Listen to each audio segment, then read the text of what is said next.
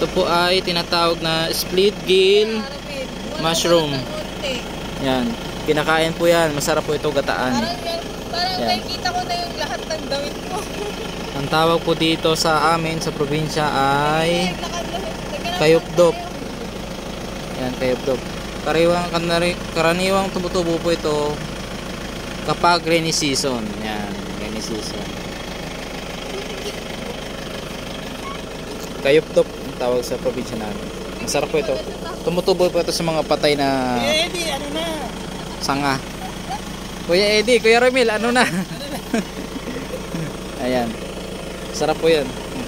Edible po siya. Edible. Eddie, wow. Pakagat nga. Ayan. Kinakain po yan. Mushroom. Split gill mushroom. Kinakain po naman ito sa probinsya. Siya.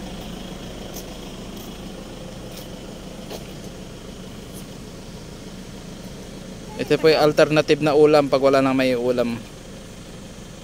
Kanya nakikita yung message ko, wala ata siya sa Split gill mushroom. Kayupdop. Konting alam, konting kaalaman. Yan.